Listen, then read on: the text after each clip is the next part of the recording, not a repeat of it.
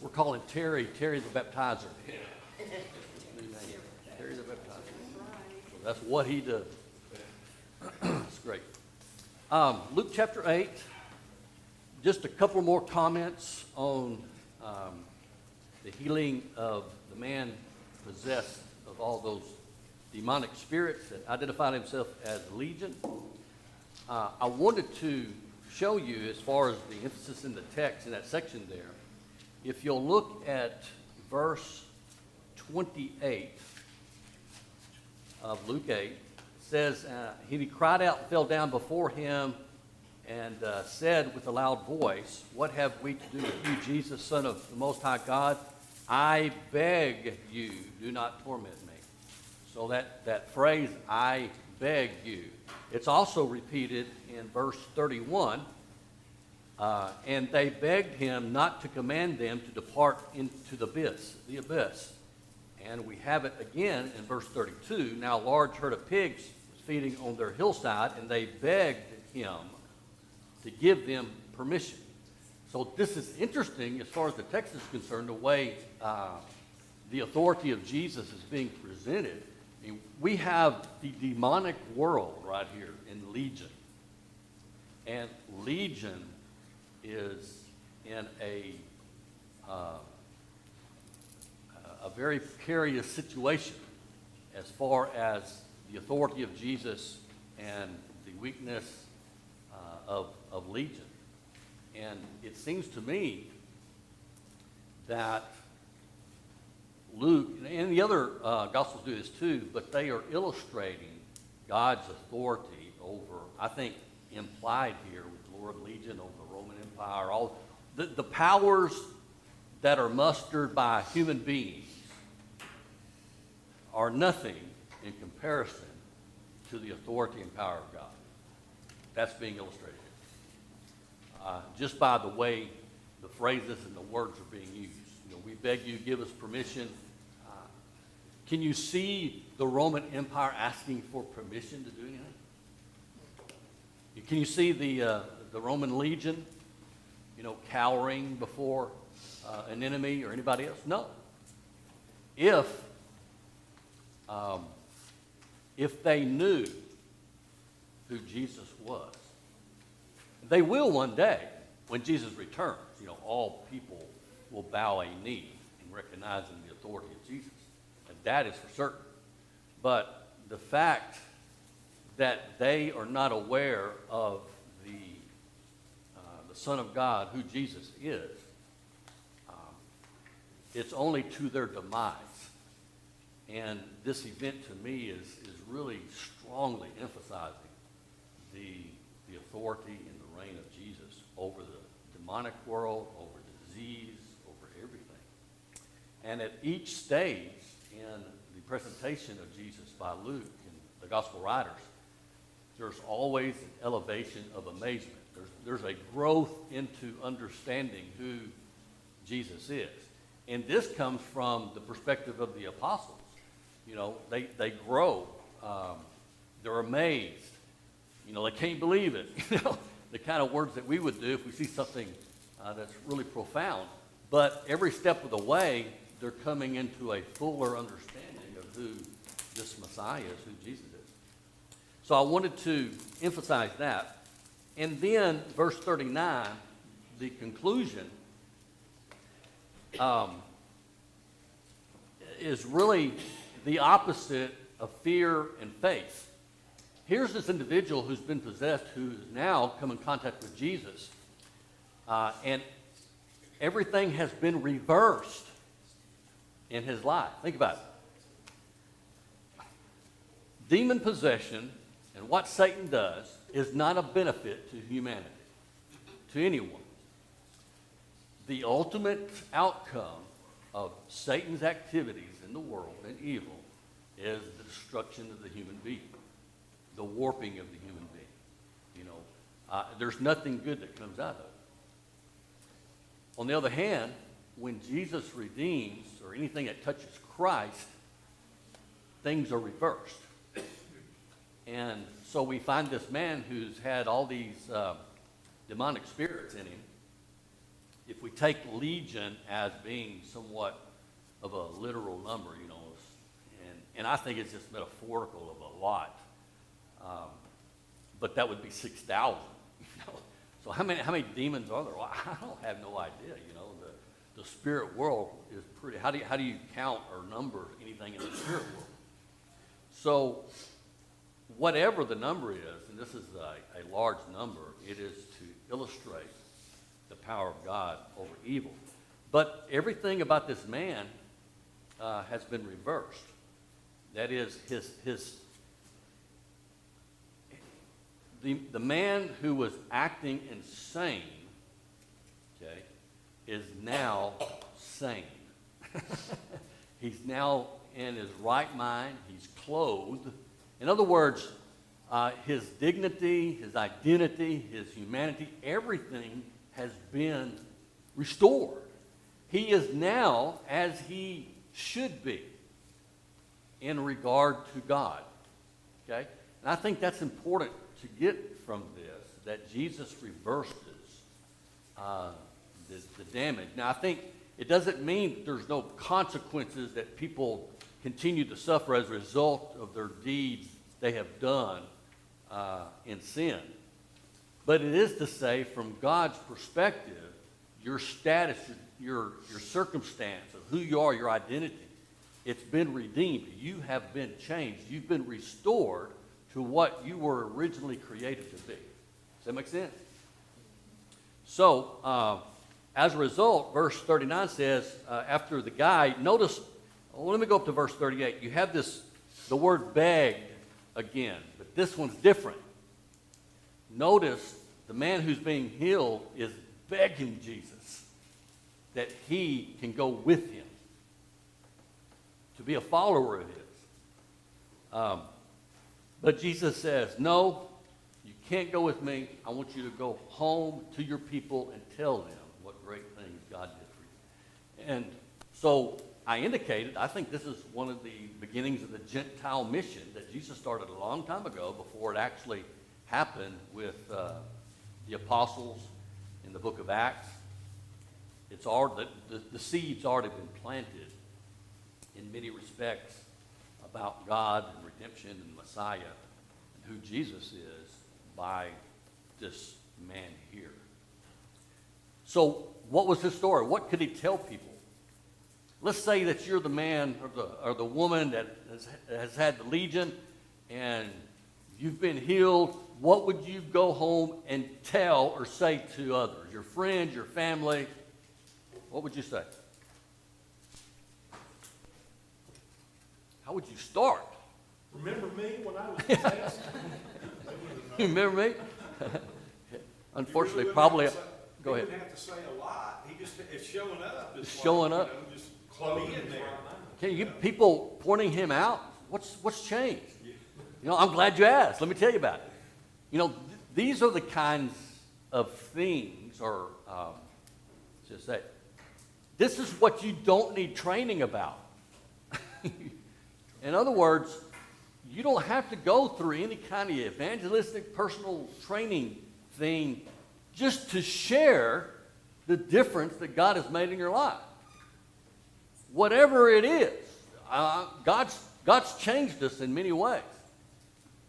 And these are practical and real things that can be shared with others in a friendship, family relationship, even a stranger or whatever. I mean, it's not anything that is, how should I say it? It should be just spontaneous in a sense, right? Because we all know how we've benefited. And so if you were to take a piece of paper and start listening, what are my benefits? How is God, what has changed about me? What's the difference that Christ has made in my life? And list some things. And then use the top 3 or 4 to be things that you talk about all the time. How about that? So just some ideas. We used to, I guess there was a period in the church where we're kind of holding back on the idea of testimonials and things of that nature. And I think in a sense, in a practical sense of us talking to people, we are letting others know the difference that Jesus has made in our lives. That is a good thing for us to do. And so let's do that. You know, let's just be casual in our conversations with people. Bring up Christ. I think this is somewhat of the mandate that Jesus is telling him to do. You go tell. Now he has a story, and all of us have our message in regard of the difference Jesus has made in us. And that's part of the gospel is change. You know, it's coming to repentance. And so we do have that influence, and we have that draw. I think people are interested in that because there's a lot of people that we come in contact who need Christ. They need change. They need to see. They need to know. And our little dropping seeds here and there can really draw people. Yes? I think you really hit on something.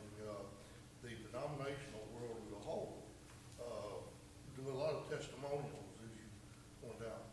And those testimonials, if they don't have scriptures to follow to share what God, then they're not of much use.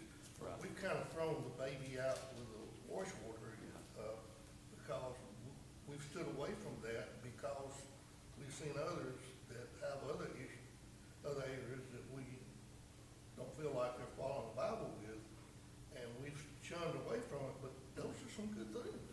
Yeah, it is appropriate to share the difference that Christ has made in our lives. And as you said, a part of that is the truth of the gospel and how we came to Christ. So, Scott, yes. I don't think, as you go through your daily, routine, I think that God puts opportunities in front of All you the time. as you're going through, and you never know. And so a lot of times people will come to you and they share stuff with you, and it's kind of like, oh, okay. And then you can, and I think God puts us in those people's path and vice versa. So I think it's not really a testimony, but it's an opportunity. To share and give them your perspective and what maybe you did that helped you. Mm-hmm. Yeah, I don't think we need to make it harder No. than it is. Which, I don't know what it is, but, evangelism sounds like a disease you need a vaccine for. Who wants evangelism? Give me the vaccine. But it's not. It's not. Go ahead. Sometimes it's just a word or two. Yeah. You don't have time to get into a lengthy Bible study oftentimes, but just little things to make people think. Yeah. And of course, the draw is you're different than what you were when you came to Christ. Yes. I think that when Christ enters into your heart and you become that changed person, the difference should be so noticeable that just like Christ, the demons, they recognized him. They knew right off the bat who he was. Well, it's just like the Sanhedrin, when they had the apostles before them, they recognized them as being with Jesus. I've always thought that was kind of interesting. That's kind of the same way that we should be, because he says, let your light shine. Yeah, absolutely. So when you become a child of God, it should be so recognizable that you shouldn't have to say anything. The way you carry yourself, the way you behave, the way Well, there you shouldn't be talk. any question about who Yeah. you are, Everybody should who you're aligned with. recognize right then and there, this is a child of God. Yeah. Okay. Any more comments on this before we leave? Yes. Oftentimes, too, a lot of people don't say things because there's people that kind of shun away and act like don't want to hear it. But the seed is planted, and you can't never tell, that seed is there. And sometimes later on, something will happen in their life, make them stop and think about that seed that was planted. Absolutely, yeah. You know? Those who reject And in the beginning or have a certain attitude, those people change as life goes on and they experience things. You shouldn't be afraid to say. Dallas? We put big words like evangelism on stuff, and that can be intimidating. I don't like to overthink. It's pretty simple. Invite people to church, be a good example. I don't think I think we overcomplicate it oftentimes, and people can notice the difference, really.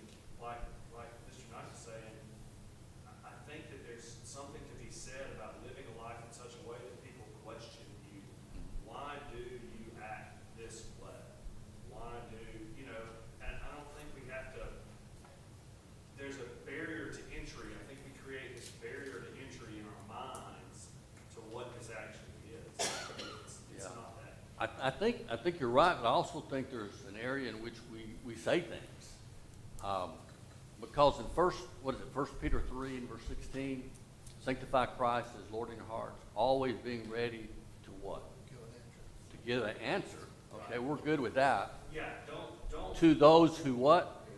Yes. Ask you. What are the people asking?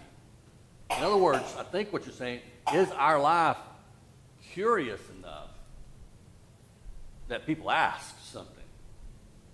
They're wanting to know. What do you do if they don't ask? You see what I'm saying? I think there's words that are involved as well as the life. Yes. I think part of the reason why we, and I say that in a accommodating sense, have shied away from telling what the difference of the Lord's made in our lives is because of the abuses Right. that denominationalism has made in testifying services. My grandfather, before he obeyed the gospel, was an active member of the denomination back in the 30s. And they would have testifying services where he attended, and he knew that he could call on an old brother on this side of the congregation and a younger sister on this side of the congregation, get them to start whipping everybody up into an emotional frenzy.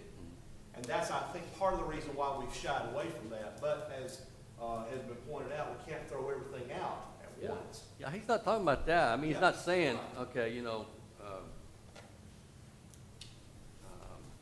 just be, emotional and showy or whatever. Right. Jesus has never encouraged that. He just says, live your life, share the gospel, be what God wants you to be. And you might be surprised that there are people who notice that may not say anything now, but will later. But just, share. Say I things. think that's also like he tells us about praying. He gave the contrast between the one who stood up Uh-huh. and the one who hid. And that a lot of what we deal with today in Christianity, Yeah, it's showy. especially in denominationals, they want to show. Showy, yeah. And then those that are true, they kind of keep to themselves. They're noticed in a different way. Put it that way. Yeah, anybody can make a show. The Pharisees did that. I mean, who wants to be a Pharisee? So, be the light. Being the light is illuminating who you are. I mean, it's not something you can really hide. It is who you are. Yes. And I don't want you to think, too, that in my comments, because I was thinking about what I said, but we can take everyday opportunities and show Christ to others also, because there's many opportunities when things go well to point out that you were blessed by God. There's many opportunities when people question things. I mean, when people see beautiful things in nature, we saw the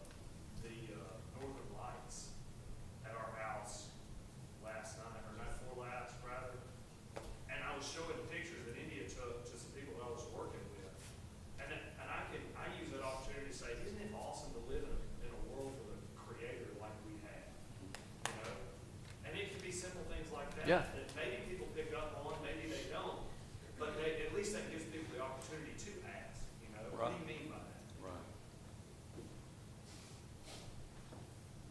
You know, I was thinking about there is somewhat of a natural behavior and attitude about being a Christian. I think there's also some intentionality because we are the hands, the legs, the eyes of Jesus. We are the church. So there has to be some intentionality. But if we would just not put a cover or bucket under the light, over the light, just let it shine, you know. Don't be intimidated, don't be afraid, don't whatever, because that's not, you know, who we are, yes. We cared for an older lady for many years, Miss Louise Campbell. And Miss Louise, you cared for the doctor, you cared for the grocery store, where she was gonna tell somebody about the church. And she was gonna invite them to come to church. And she was gonna tell them something good about the church. And here's a lady in her 90s, and she's probably doing more as far as talking to people about that than most. Just sowing the seeds. I'm my elder. I've told you this before that I worked with. Everywhere he went, he was a retired highway patrol officer, and this is in Florida. And he just everywhere he go, it didn't matter where he was, gas station, in the seat of a dentist, you know, get his teeth worked on. They always say, you know, do you have a church home? And then I'd get a call and say, Scott, what are you doing Tuesday night at 7 o'clock? He wouldn't study with anybody, but he had set up the Bible studies. So it was really, really interesting. But he had that kind of personality and wasn't afraid. Just talked to people. So anyway, there's a lot to glean out of this, and certainly I think to read it for yourself and to kind of think through what Luke is wanting us to know is very important. Now we come to another healing. And these are kind of put in, you know, consecutive order. I mean, pow, pow, pow, pow. We have Jesus excising demons. He's healing people. He's doing various things. There's always a certain element of something different about this case or this episode or this event that's being presented by the gospel writer. Always like to look. I think we have the danger when we read, we just kind of lump it all together. But what is the uniqueness? Why did Luke choose this out of all the things he just did? Okay, and what is it about this event that is impactful he wants us to understand about the nature of Christ. So verse 40.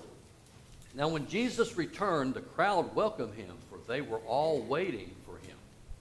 And there came a man named Jairus, who was a ruler of the synagogue, and falling at Jesus' feet. Anything strange about this? Huh? He's in a leadership position within the synagogue that's probably appointed by the Roman government, and he's falling at Jesus' feet. Okay. He implored him to come to his house, for he had an only daughter, about 12 years of age, and she was dying. So, this is really a heartbreaking situation that's occurring. This father is desperate, like any parent would be. Now, on his way, there's a crowd that's just, pressing on. They've heard about these healings, and who wouldn't come and bring their sick and they're ill and whatever, just to get a glimpse of him, or hopefully Jesus would touch them in some way. But as he's going, people are pressed around him. So think of yourself in a bus in Mexico or somewhere, on mission. I don't know how they are in Jamaica, Are there buses packed with people in Jamaica? 38. Okay, I just remember when I went to Mexico and got on a bus, it was like, ugh. Maybe it's like at the airport when you're on the tram or whatever, going to a gate where you're just standing. It's just pressing. That's what the idea is. It's almost as if you can't even turn around. So, we're to understand there's a lot of people around Jesus, right? So, as he's traveling along, there is a woman who had a discharge of blood for 12 years. And though she had spent all her living on physicians, she could not be healed by anyone. She came up behind him and touched the fringe of his garment, and immediately her discharge of blood ceased. And she said, and Jesus said, this is interesting, who was it that touched me? Now, there's all kinds of people touching him, pressing on him, The idea of the word is, but something happened with this lady. What was it? She was healed. She was healed. Later, he's going to say that your faith has saved you, healed you. So, what does this imply concerning Jesus? I mean, let's think about this for a minute. What's this illustrating? Has immense power beyond our comprehension. Yeah, it's immense power To heal. to heal. What else? He's in tune with those around him. He knows who the people of faith are, doesn't he? Absolutely. Do you think all the people who were touching him were being healed automatically of whatever they had? It wasn't their intent to touch It it. wasn't their intent. It was her intent. She was thinking in her mind. Mark brings us out, has a little bit more about it, but we're not looking at Mark. But I will in just a minute. Because there's something interesting about Luke and Mark. You need to remember that Luke is a physician, so to say this had to be hard for him to write. Think about it. Now, Mark really has a scathing statement about physicians. So you wonder if there's any, some say that Luke kind of lightened up Mark's words about attitudes toward physicians, since Luke was a physician. So he doesn't say everything that Mark does, but he says, what the situation is. But the point of this is the fact that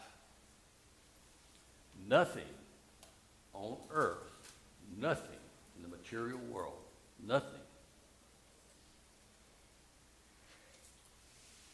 everything's been tried. Okay. So she had to turn to Jesus. She thought in her mind, if I just touched the hem of his garment. Why would she want to touch the hem of his garment? What has she heard about it? What has she seen? See, all of that. She's gotten the conviction. What? She really believes in it. Now think about, let's say this, her, the cultural situation. Anything strange about this?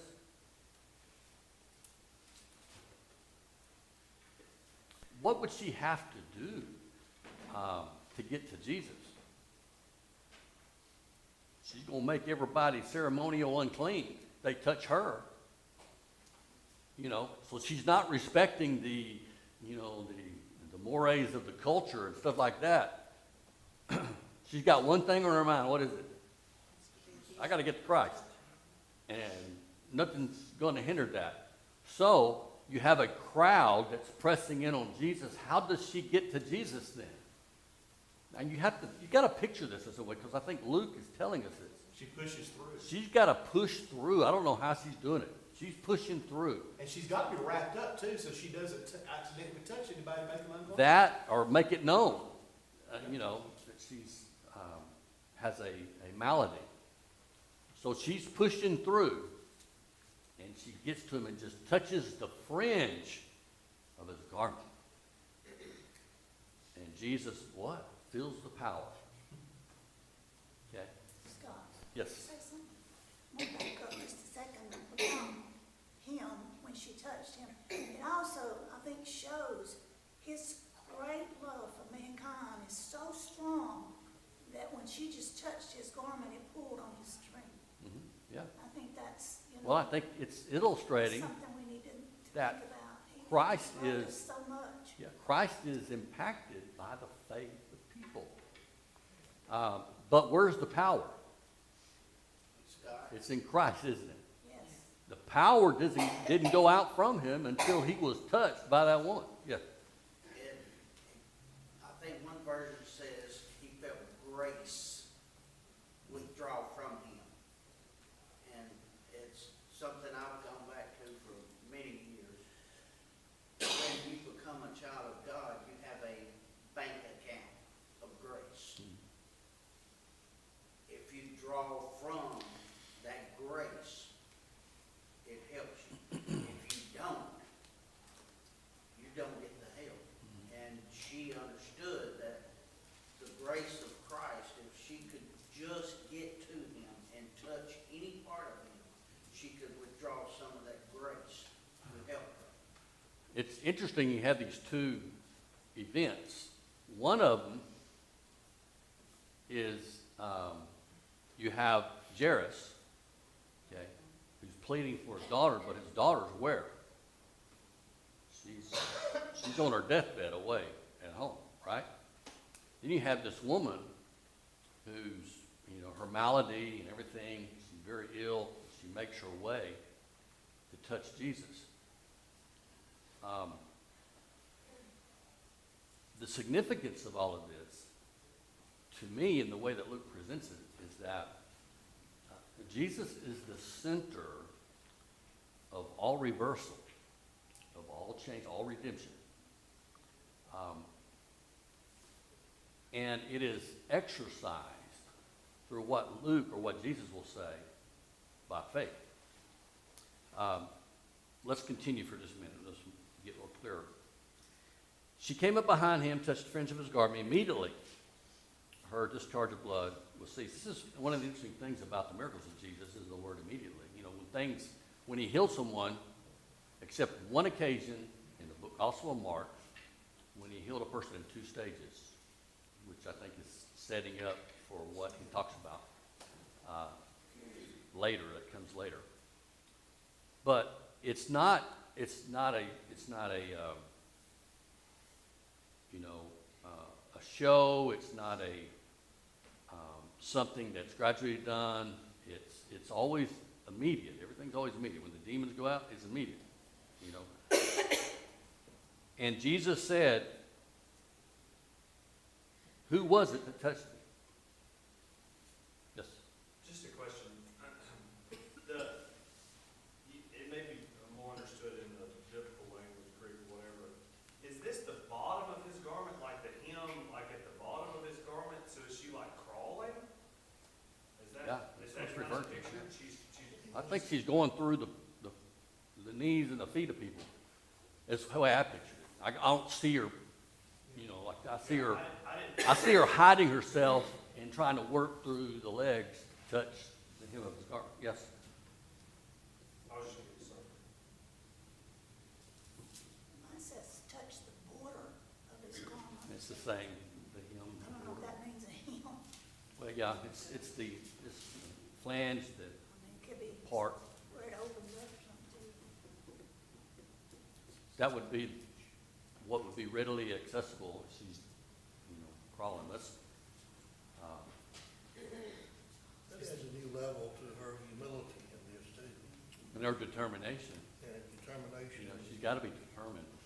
It's a picture of faith, I think. What does faith look like? Look at her. What's she doing? She is, in all of her strength, no matter the resistance, no matter what she has to do, she's coming to Christ. Like she dove in. Because she knows that's the one. What? He's the answer. He's the answer. Doesn't matter what people say about her, doesn't matter what she has to do. See, this is a lot of things that people have concern about. It's almost like we have people think they have the luxury of delay. Only us in America.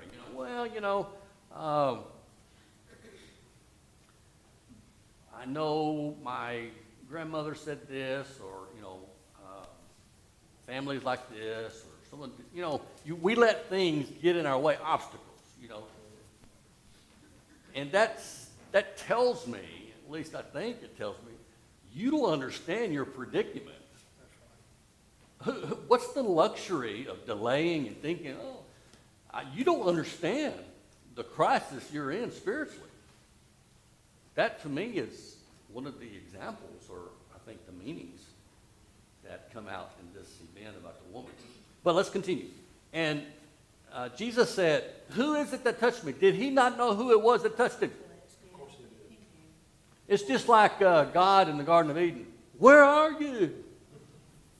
It's like a father or mother played hide and seek with a kid. You can see the kid's legs out, underneath something. You hear them giggling. You know where they are. Where are you? I can't find you, And you walk around there, and there they are. You know they're there, but you're playing, God knows where they are in the garden. They're hiding. What's the question? What's the intent of the question? Why did Jesus say, who touched me? He wanted her to come forward.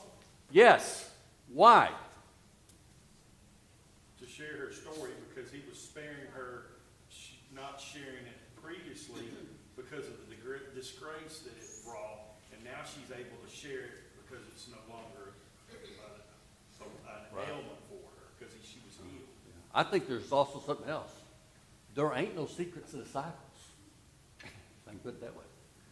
Let me go back to something previously indicated. Look at let's see.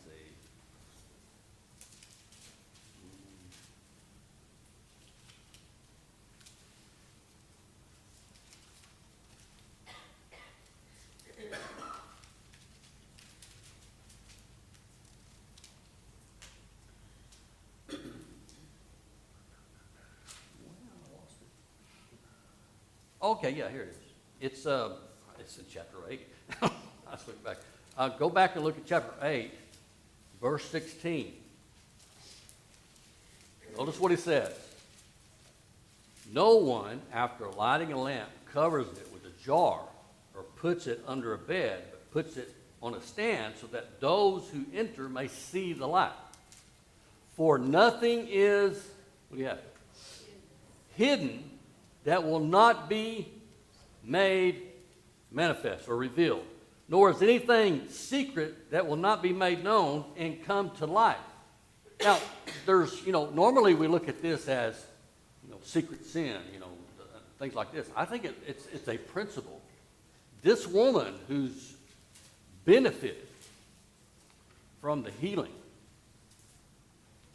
is now a light,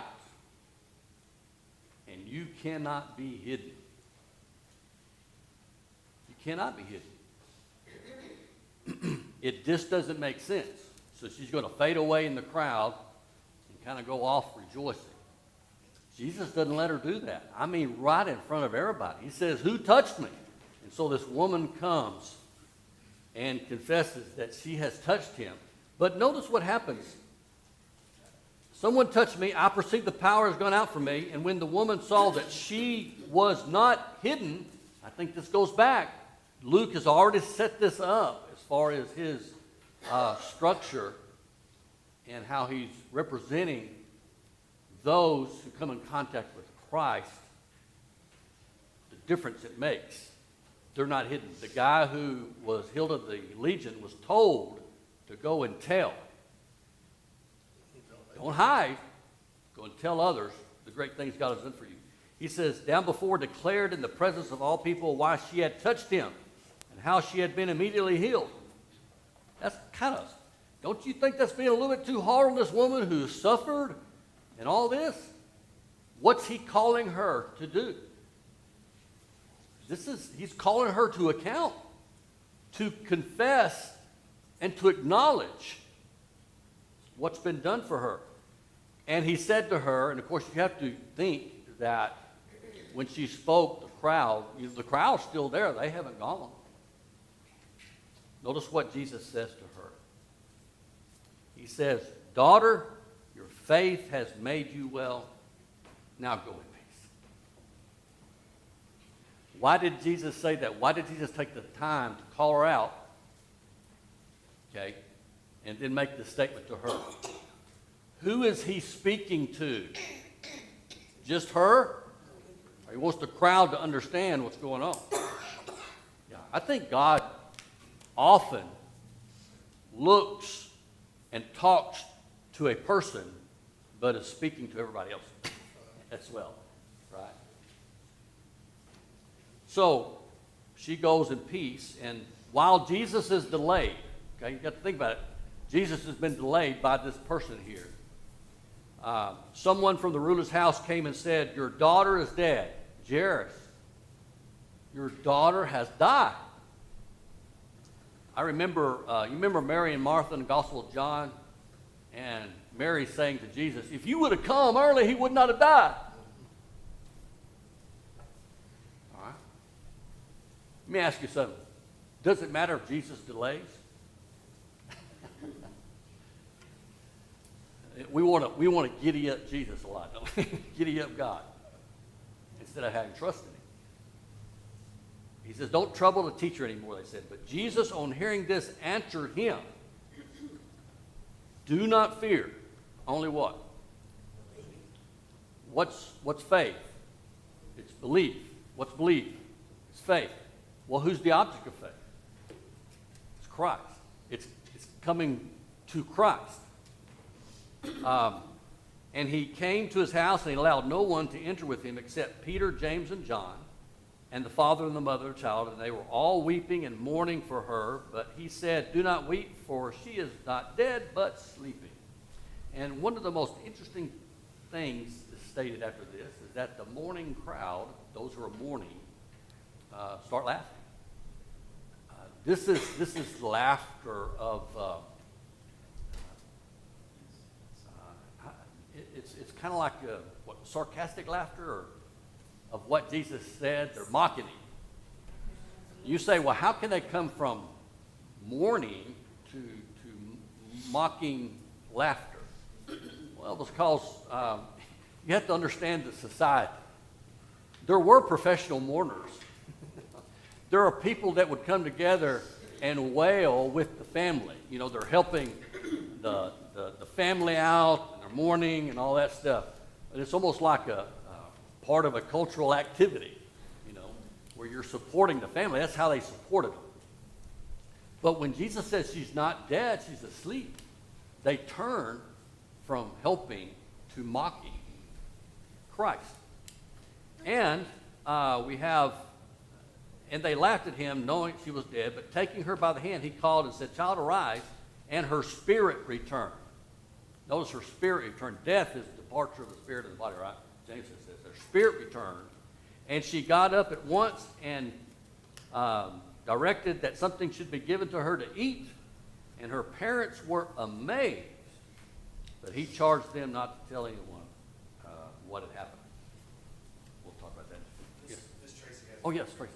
I was noticing the difference between, because Jairus, I probably pronounced it wrong, Jairus was there with the woman with the bleeding, and with her faith was so strong, but his was not knowing that Jesus could save that child as well. Yeah.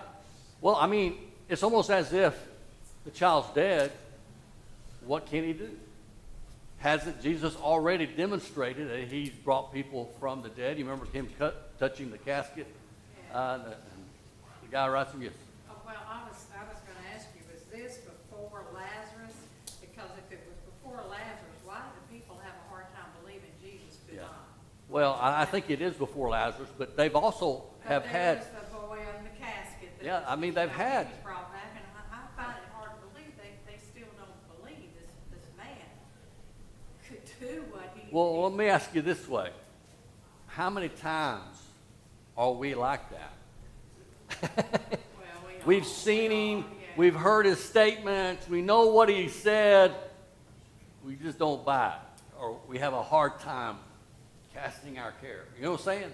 You know, saying, believe nothing you hear and have what you see. Yeah.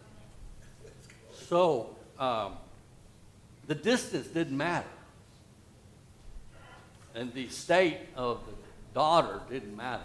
Jesus is the one who has the power, and he heals her. And I wonder what those people who were mockingly laughing at him thought about after that little girl rose up and then was eating. Anyway, yeah. Thank you. You've been a kind audience.